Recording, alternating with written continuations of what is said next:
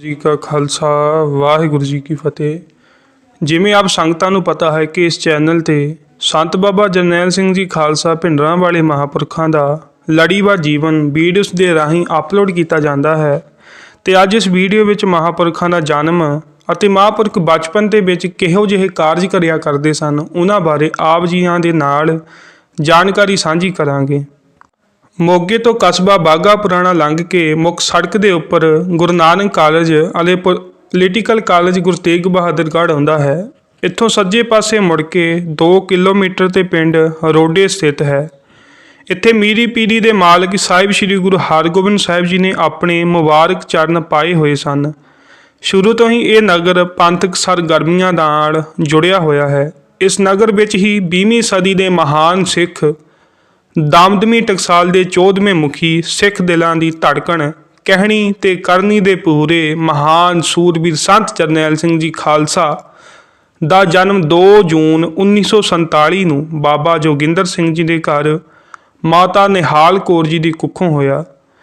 जन्म समय तो पहला ही घर च गुरसिੱਖੀ असूल ਅਤੇ पंथक मर्यादा का रा सी, जिस कारण जन्म संस्कार ਨੂੰ सिੱਖੀ असूलों अनुसार अपनाया गया। बाबा जोगिंदर सिंह ने सरबलो के बाटे विच थोड़ा जिहा जल लिया, उस विच 5 पतासे पा के उस नूं छोटी किरपान की नोक नाल हिलाउंदियां होइयां श्री जपजी साहिब जी का पाठ संपूर्ण किया ਅਤੇ इसे किरपान की नोक नाल बच्चे नूं अमृत की गुड़ती दिती गई। उपरंत श्री गुरु ग्रंथ साहिब जी तो लए गए श्री मुखवाक तनासरी महला 5वां, जिसका तन मन धन सब तिसका सोई सुगड़ सुजानी अनुसार आप जी का नाम जरनैल सिंह रखा गया। हाले आप कुछ ही दिनों के सन जदों बाबा जोगिंदर सिंह जी ने बाहरों आउंदियां वेख्या कि बच्चे के खब्बे पैर विच कोई चमकीला निशान है, तो बाबा जी ने कोल बैठ के चंगी तरह गौह दे नाल वेख्या। खामोश ही उठ के जान लगे तो माता निहाल कौर जी ने उन्होंने पूछया कि की कारण है, तुसी बच्चे दे पैरों नूं बड़ी गौह दे नाल तकिया है। तो उन्हें आख्या कि कोई गल नहीं, मैं तो सुभाविक ही वेख्या है। जदों माता जी ने जोर पा के पूछया कि जरूर कोई गल है जिस कारण तुसी बाहरों आउंदियां ही बच्चे का पैर फड़ के काफ़ी समा गौह दे नाल तकदे रहे, तो बाबा जी ने दस्सिया कि भुजंगी दे खब्बे पैर विच तारे वर्गा चमकीला पद्म का चिन्ह है, जो कि होनहार बिरले व्यक्तियों के अजिहा पद चिन्ह होंदा है। बाद विच भी ये निशान उन्हां दे पैर विच कई ਸਿੰਘਾਂ ने वेख्या ਅਤੇ इस बारे संतां नूं पुछया भी, पर वो हमेशा ही खामोश रहिंदे। इस भेद नूं कदे किसी दे नाल साझा करन दी बजाए इस गल नूं मुस्कुरा के टाल दिंदे। बचपन तो ही संतां दा सुभाਅ आम बच्चों वर्गा नहीं सी, बल्कि घट बोलना घट खेडना पर खाण पीण आम बच्चों वर्गा ही सी। 3 साल की उम्र विच ही आप दी दादी माता नंद कौर ने मूल मंत्र का पाठ जवानी याद करवा दिता ਅਤੇ अपने कोल बिठा के लम्मा समा मूल मंत्र का पाठ सुनते रहते सन। जदों उन्हां दी उम्र 6 सालों की हुई तो आप नूं भाई हरजीत सिंह, जो आप तो उम्र विच कुछ वड्डे सन, दे नाल ही पिंड रोडे दे स्कूल च दाखिल करवाया गया, जिथे उस समय 4वीं जमात तक ही विद्या प्राप्ति का प्रबंध सी। स्कूल विच वड्डे भरा हरजीत सिंह, सूबेदार बलवंत सिंह, शेर सिंह पुत्र बग्गा सिंह, गुरचरण सिंह पुत्र लाल सिंह, युवराज सिंह पुत्र हाकम सिंह ते होर भी हम जमाती विद्यार्थी सन। आप जी जमात के बच्चों नाल बहुत घट बोलते ते हसदे खेडते, पर अध्यापकों वालों जो भी पढ़ाई करवाई जाती उसनूं बड़े ध्यान दे नाल पढ़ते अते तीखण बुद्धि के मालिक होने करके बहुत जल्दी दिते हुए सबक नूं याद कर लेंदे। पहली जमात विच पढ़ाउण वाले अध्यापक करमचंद बाघा पुराना सन। दूजी जमात नूं पढ़ाउण वाले अध्यापक किरपाल सिंह पिंड नत्थेवाला, तीजी नूं पढ़ाउण वाले श्री भाग राम, चौथी जमात नूं पढ़ाउण वाले अध्यापक श्री हेमराज बाघा पुराना, जो कि इस स्कूल के मुख अध्यापक सन, आप नूं पढ़ाउंदे रहे। आप हर जमात विच ही अपने जमातियां नालों पढ़न विच हुशियार सन। उस समय सारे बच्चे लक्कड़ दीआं फट्टियां उपर लिख के पढ़ना सीखते सन। स्कूल की अद्धी छुट्टी समय कई बार भाई जरनैल सिंह दूसरे विद्यार्थियों नाल फट्टी पढ़ाउण लई शर्त ला लेंदे, जिस कारण जां तां उन्हां दी अपनी फट्टी टुट जाती ते जां दूसरे विद्यार्थी की फट्टी तोड़ दिंदे। स्कूल विच यही उन्हां दी मन भाउंदी खेड सी। जदों कई बार इस तरह खेडदिआं उन्हां दी फट्टी टुट गई तां उन्हां ने हट्टी तो फट्टी खरीदण दी थां ਪਿੰਡ ਦੇ ਮਿਸਤਰੀ ਤੋਂ ਹੀ ਇੱਕ ਮੋਟੀ ਅਤੇ ਮਜ਼ਬੂਤ ਲੱਕੜ ਦੀ ਫੱਟੀ ਬਣਾ ਲਈ ਤਾਂ ਕਿ ਖੇਡਣ ਸਮੇਂ ਟੁੱਟ ਨਾ ਸਕੇ। ਇਸ ਉਪਰੰਤ ਦੂਸਰੇ ਵਿਦਿਆਰਥੀ ਇਹਨਾਂ ਨਾਲ ਫੱਟੀ ਭਰਾਉਣ ਤੋਂ ਕੰਨੀ ਕਤਰਾਉਣ ਲੱਗ ਪਏ। ਇਸ ਤਰ੍ਹਾਂ 4 ਸਾਲਾਂ ਦੇ ਵਿੱਚ ਉਹਨਾਂ ਨੇ 4 ਜਮਾਤਾਂ ਪਾਸ ਕਰ ਲਈਆਂ। ਪਿੰਡ ਦਾ ਸਕੂਲ ਇੱਥੋਂ ਤੱਕ ਹੀ ਸੀਮਤ ਸੀ। ਇਸ ਤੋਂ ਉਪਰੰਤ ਉਹਨਾਂ ਨੇ ਗੁਰੂ ਤੇਗ ਬਹਾਦਰ ਗੜ੍ਹ ਮਿਡਲ ਸਕੂਲ ਜੋ ਮੋਗਾ ਕੋਟਕਪੂਰਾ ਸੜਕ 'ਤੇ ਸਥਿਤ ਹੈ ਵਿੱਚ ਦਾਖਲਾ ਲਿਆ। ਤੇ ਤੁਸੀਂ ਆ ਜੋ ਸਕਰੀਨ ਦੇ ਉੱਪਰ ਫੋਟੋ ਵੇਖ ਰਹੇ ਹੋ, ਇਹ ਮਹਾਂਪੁਰਖਾਂ ਦਾ ਸਕੂਲੀ ਸਰਟੀਫਿਕੇਟ ਹੈ। ਇੱਥੇ 5ਵੀਂ ਜਮਾਤ ਪਾਸ ਕਰਕੇ 6ਵੀਂ ਕਲਾਸ ਵਿੱਚ ਵੀ ਦਾਖਲਾ ਲਿਆ। ਉਸ ਸਮੇਂ ਸਕੂਲ ਦੇ ਅਧਿਆਪਕਾਂ ਨੇ ਦੱਸਿਆ ਕਿ 6ਵੀਂ ਕਲਾਸ ਦੇ ਬੱਚੇ ਭੁੰਜੇ ਤੱਪੜ ਉੱਪਰ ਨਹੀਂ ਬੈਠਦੇ, ਬਲਕਿ ਉਹਨਾਂ ਬੱਚਿਆਂ ਵਾਸਤੇ ਬੈਠਣ ਲਈ ਬੈਂਚ ਬਣੇ ਹੋਏ ਹਨ। ਭਾਈ ਜਰਨੈਲ ਸਿੰਘ ਨੇ ਘਰ ਆ ਕੇ ਵੀ ਦੱਸਿਆ ਕਿ ਅਸੀਂ ਹੁਣ ਬੈਂਚਾਂ ਉੱਪਰ ਬੈਠ ਕੇ ਪੜ੍ਹਾਈ ਕਰਿਆ ਕਰਾਂਗੇ। 6ਵੀਂ ਜਮਾਤ ਆਰੰਭ ਹੋਣ ਦਰਮਿਆਨ ਕੁਝ ਦਿਨਾਂ ਦੀਆਂ ਛੁੱਟੀਆਂ ਹੋਈਆਂ ਤਾਂ ਇੱਕ ਦਿਨ ਆਪ ਜੀ ਦੇ ਪਿਤਾ ਜੀ ਨੇ ਕਿਹਾ ਕਿ ਤੁਸੀਂ ਸਾਰਾ ਦਿਨ ਵਿਹਲੇ ਖੇਡਦੇ ਰਹਿੰਦੇ ਹੋ, ਇਸ ਲਈ ਤੁਸੀਂ ਮੂਲ ਮੰਤਰ ਦਾ ਪਾਠ ਕਰਿਆ ਕਰੋ।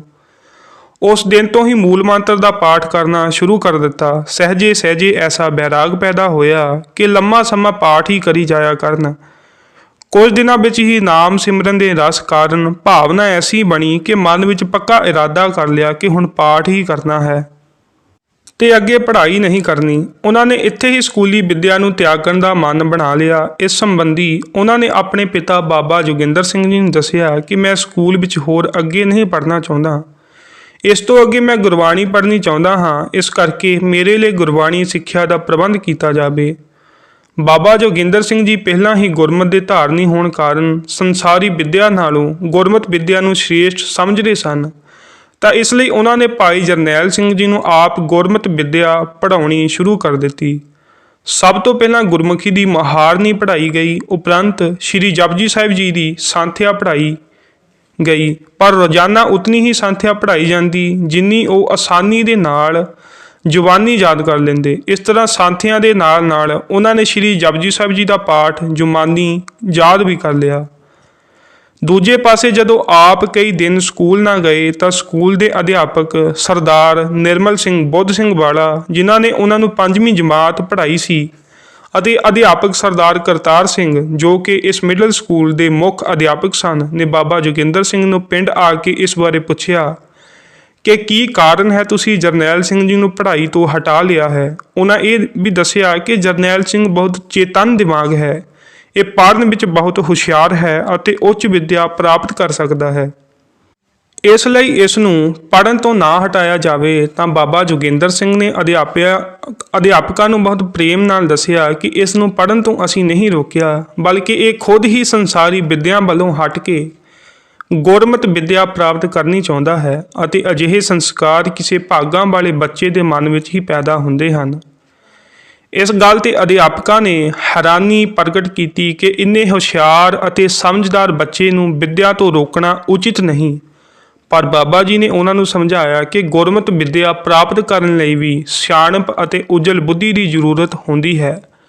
ਫਿਰ ਜੇਕਰ ਇਹ ਬੱਚਾ ਆਪਣੇ ਆਪ ਹੀ ਗੁਰਮਤ ਦੀ ਵਿੱਦਿਆ ਵੱਲ ਨੂੰ ਪ੍ਰੇਰਿਤ ਹੋਇਆ ਹੈ ਤਾਂ ਇਹ ਅਕਾਲ ਪੁਰਖ ਦੀ ਮਹਾਨ ਕਿਰਪਾ ਸਮਝੋ। ਬਸ ਇੱਥੇ ਹੀ ਸੰਸਾਰੀ ਵਿੱਦਿਆ ਨੂੰ ਅਲਵਿਦਾ ਕਹਿ ਕੇ ਗੁਰਮਤ ਦੀ ਵਿੱਦਿਆ ਆਰੰਭ ਕਰਨ ਦਾ ਮਨ ਮਹਾਂਪੁਰਖਾਂ ਨੇ ਬਣਾ ਲਿਆ। ਇਸ ਤਰ੍ਹਾਂ ਬਚਪਨ ਵਿੱਚ ਹੀ ਪਿਤਾ ਜੀ ਪਾਸੋਂ ਗੁਰ ਇਤਿਹਾਸ ਦੇ ਨਾਲ ਨਾਲ ਪੁਰਾਤਨ ਸਿੰਘਾਂ ਸਿੰਘਣੀਆਂ ਦੀਆਂ ਸੇਵਾ ਸਿਮਰਨ ਅਤੇ ਕੁਰਬਾਨੀਆਂ ਭਰੀਆਂ ਸਾਖੀਆਂ ਅਤੇ ਸ਼ਹੀਦ ਸਿੰਘਾਂ ਦਾ ਇਤਿਹਾਸ ਸੁਣਿਆ ਕਰਦੇ। ਰੋਡੇ ਨਗਰ ਵਿੱਚ ਦਮਦਮੀ ਟਕਸਾਲ ਦਾ ਜਥਾ ਹਰ ਸਾਲ ਆਉਂਦਾ ਅਤੇ ਲਗਭਗ 1 ਮਹੀਨਾ ਪਿੰਡ ਵਿੱਚ ਰਹਿ ਕੇ ਕਥਾ ਕੀਰਤਨ ਅਤੇ ਗੁਰਬਾਣੀ ਦੀ ਸੰਥਿਆ ਦਾ ਪ੍ਰਵਾਹ ਚਲਾਉਂਦਾ। ਇਸ ਦੌਰਾਨ ਕਥਾ ਦੇ ਸਮੇਂ ਨੇੜਲੇ ਪਿੰਡਾਂ ਦੇ ਸ਼ਰਧਾਲੂ ਸਿੱਖ ਵੀ ਆ ਕੇ ਕਥਾ ਸੁਣਦੇ। ਜਥੇ ਦੇ ਠਹਿਰਨ ਵਾਸਤੇ ਪੂਰਾ ਪ੍ਰਬੰਧ ਕਰਨ ਲਈ ਨਗਰ ਵਿੱਚ ਸੰਤ ਬਾਬਾ ਕਿਰਪਾਲ ਸਿੰਘ ਜੀ ਦੀ ਅਗਵਾਈ ਵਿੱਚ ਨਗਰ ਦੇ ਮੁਖੀ ਸਿੰਘਾਂ, ਜਿਨ੍ਹਾਂ ਵਿੱਚ ਸੰਤਾਂ ਦੇ ਪਿਤਾ ਜਥੇਦਾਰ ਜੋਗਿੰਦਰ ਸਿੰਘ ਅਤੇ ਹੋਰ ਵੀ ਪਿੰਡ ਦੇ ਮੋਹਤਵਾਰ ਸੱਜਣ ਸਿੰਘ ਬਹੁਤ ਹੀ ਚਾਅ ਦੇ ਨਾਲ ਜਥੇ ਦੀ ਸੇਵਾ ਦਾ ਇੰਤਜ਼ਾਮ ਕਰਿਆ ਕਰਦੇ ਸਨ ਤੇ ਬਹੁਤ ਸਾਰੀਆਂ ਸੰਗਤਾਂ ਬੇਸਬਰੀ ਦੇ ਨਾਲ ਭਿੰਡਰਾਂ ਵਾਲੇ ਜਥੇ ਦੇ ਪਹੁੰਚਣ ਦੀ ਉਡੀਕ ਕਰਦੀਆਂ। ਉਸ ਸਮੇਂ ਭਾਈ ਜਰਨੈਲ ਸਿੰਘ ਛੋਟੀ ਉਮਰ ਤੋਂ ਹੀ ਨਗਰ ਦੀ ਸੰਗਤ ਨਾਲ ਮਿਲ ਕੇ ਜਥੇ ਦੇ ਸੇਵਾ ਪ੍ਰਬੰਧ ਵਿੱਚ ਮਗਨ ਰਹਿੰਦੇ। ਪੂਰਾ ਮਹੀਨਾ ਸੇਵਾ ਵੀ ਕਰਦੇ ਅਤੇ ਭਿੰਡਰਾਂ ਵਾਲੇ ਸੰਤਾਂ ਪਾਸੋਂ ਕਥਾ ਵੀ ਸੁਣਦੇ। ਕਥਾ ਦੌਰਾਨ ਇੱਕ ਦਿਨ ਸੰਤ ਬਾਬਾ ਗੁਰਬਚਨ ਸਿੰਘ ਜੀ ਖਾਲਸਾ ਭਿੰਡਰਾਂ ਵਾਲਿਆਂ ਨੇ ਗੁਰੂ ਘਰ ਦੇ ਅਨੰਨ ਸੇਵਕ ਭਾਈ ਗੋਦੜੀਏ ਦੀ ਸਾਖੀ ਸੁਣਾਈ ਕਿ ਉਹ ਕਿਰਤ ਕਰਦਿਆਂ 21 ਪਾਠ ਸ਼੍ਰੀ ਜਪਜੀ ਸਾਹਿਬ ਜੀ ਦੇ ਕਰਿਆ ਕਰਦੇ ਸਨ। ਗੁਰਬਾਣੀ ਉੱਪਰ ਬਹੁਤ ਸ਼ਰਧਾ ਭਾਵਨਾ ਰੱਖਦੇ ਸਨ। ਮਨ ਲਾ ਕੇ ਬਾਣੀ ਪੜ੍ਹਦਿਆਂ ਭਾਈ ਗੋਦੜੀਏ ਨੂੰ ਪਹਿਲਾਂ ਸ਼ਬਦ ਸਿੱਧੀ ਪ੍ਰਾਪਤ ਹੋਈ, ਫਿਰ ਸਤਿਗੁਰ ਦੀ ਕਿਰਪਾ ਨਾਲ ਚੜ੍ਹਦੀ ਕਲਾ ਵਾਲਾ ਜੀਵਨ ਬਣਿਆ। ਇਹੀ ਭਾਈ ਗੋਦੜੀਆ ਬ੍ਰਹਮ ਗਿਆਨ ਦੀ ਅਵਸਥਾ ਤੰਗ ਪਹੁੰਚ ਗਿਆ। ਇਸ ਸਾਖੀ ਦਾ ਭਾਈ ਜਰਨੈਲ ਸਿੰਘ ਉੱਪਰ ਇੰਨਾ ਡੂੰਘਾ ਅਸਰ ਹੋਇਆ ਕਿ ਉੱਥੇ ਬੈਠਿਆਂ ਹੀ ਮਨ ਦੇ ਵਿੱਚ ਸੰਕਲਪ ਕਰ ਲਿਆ ਕਿ ਅੱਜ ਤੋਂ ਹਰ ਰੋਜ਼ 21 ਪਾਠ ਸ਼੍ਰੀ ਜਪਜੀ ਸਾਹਿਬ ਜੀ ਦੇ ਕਰਿਆ ਕਰਨੇ ਹਨ। ਜਦ ਇਸ ਬਾਰੇ ਘਰ ਪਹੁੰਚ ਕੇ ਉਹਨਾਂ ਆਪਣੇ ਪਿਤਾ ਜੀ ਨਾਲ ਗੱਲ ਕੀਤੀ ਕਿ ਭਾਈ ਗੋਦੜੀਏ ਵਾਂਗ ਮੈਂ ਵੀ 21 ਪਾਠ ਜਪਜੀ ਸਾਹਿਬ ਜੀ ਦੇ ਰੋਜ਼ਾਨਾ ਕਰਨੇ ਹਨ, ਪਿਤਾ ਜੀ ਬਹੁਤ ਪ੍ਰਸੰਨ ਹੋਏ ਅਤੇ ਪ੍ਰੇਰਨਾ ਦਿੱਤੀ ਕਿ ਸ੍ਰੀ ਗੁਰੂ ਗ੍ਰੰਥ ਸਾਹਿਬ ਜੀ ਦੇ ਚਰਨਾਂ ਵਿੱਚ ਅਰਦਾਸ ਬੇਨਤੀ ਕਰਕੇ ਇਹ ਨਿਯਮ ਆਰੰਭ ਕਰ ਦਿਓ। ਇਵੇਂ ਹੀ ਕੀਤਾ ਗਿਆ। ਉਸ ਦਿਨ ਤੋਂ ਰੋਜ਼ਾਨਾ 21 ਪਾਠ ਜਪਜੀ ਸਾਹਿਬ ਜੀ ਦੇ ਆਰੰਭ ਕਰ ਦਿੱਤੇ। ਉਸ ਸਮੇਂ ਭਾਈ ਜਰਨੈਲ ਸਿੰਘ ਜੀ ਦੀ ਉਮਰ ਸਿਰਫ 13 ਸਾਲ ਦੀ ਸੀ।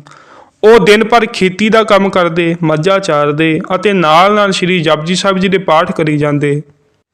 ਕਈ ਵਾਰ ਉਹ 21 ਤੋਂ ਵੱਧ ਪਾਠ ਵੀ ਕਰ ਲੈਂਦੇ, ਪਰ ਇਸ ਬਾਰੇ ਕਦੇ ਕਿਸੇ ਨੂੰ ਨਹੀਂ ਦੱਸਦੇ ਤੇ ਉਹ ਆਮ ਤੌਰ ਤੇ ਬਹੁਤ ਘੱਟ ਬੋਲਦੇ ਸਨ ਤਾਂ ਕਿ ਫਾਲਤੂ ਗੱਲਾਂ ਵਿੱਚ ਸਮਾਂ ਅਜਾਈ ਨਾ ਜਾਵੇ, ਬਲਕਿ ਬਾਣੀ ਪੜ੍ਹਦਿਆਂ ਵੱਧ ਤੋਂ ਵੱਧ ਸਮਾਂ ਸਫਲ ਕੀਤਾ ਜਾਵੇ।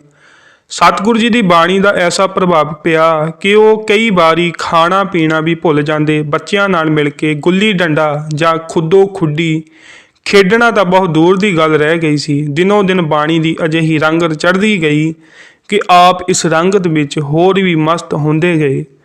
ਤੇ ਬਾਬਾ ਜਰਨੈਲ ਸਿੰਘ ਜੀ ਦੀਆਂ ਅਗਲੀਆਂ ਵੀਡੀਓਜ਼ ਵੇਖਣ ਦੇ ਲਈ ਸਾਡੇ ਚੈਨਲ ਨੂੰ ਸਬਸਕ੍ਰਾਈਬ ਕਰੋ। ਤੇ ਜੇ ਤੁਸੀਂ ਪੁਰਾਣੇ ਭਾਗ ਨਹੀਂ ਵੇਖੇ ਤਾਂ ਥੱਲੇ ਡਿਸਕ੍ਰਿਪਸ਼ਨ ਦੇ ਵਿੱਚ ਪੂਰੀ ਪਲੇਲਿਸਟ ਦਾ ਲਿੰਕ ਹੈ, ਉੱਥੇ ਜਾ ਕੇ ਆਪ ਸੰਗਤਾਂ ਵੇਖ ਸਕਦੀਆਂ ਹੋ ਜੀ।